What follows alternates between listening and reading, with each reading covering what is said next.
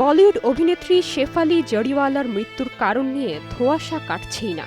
৪২ বছর বয়সী এই অভিনেত্রীর আকস্মিক মৃত্যুর রহস্য উদ্ঘাটনে মরিয়া ভারতীয় পুলিশ।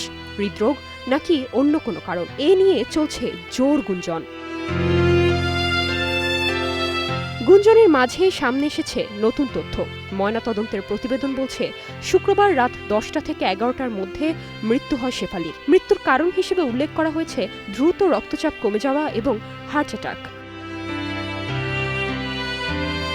ভারতীয় সংবাদ মাধ্যমের খবর, বার্ধক্য ঠেকাতে নিয়মিত অ্যান্টি এইজিং ট্রিটমেন্ট বা বয়স ধরে রাখার ঔষধ নিতেন শেফালি। যেদিন শেফালি মারা যান সেদিন তার বাড়িতে পূজা ছিল, উপোস ছিলেন তিনি, খালি পেটেই কড়া ডোজের অ্যান্টি এইজিং এর ইনজেকশন নেন। রাতের খাবার খাওয়ার সময় হঠাৎ অজ্ঞান হয়ে যান শেফালি। ভারতীয় সংবাদ মাধ্যমকে পুলিশ জানায়, ২ বক্স অ্যান্টি এইজিং ওষুধ এবং ভিটামিন সাপ্লিমেন্টস পাওয়া গেছে অভিনেত্রীর বাড়িতে। পরিবারের দাবি, এগুলো খাওয়ার জন্য চিকিৎসকের পরামর্শ নেননি শেফালি। শেফালির মৃত্যু নিয়ে এখন পর্যন্ত 10টি জবানবন্দি নিয়েছে মুম্বাই পুলিশ।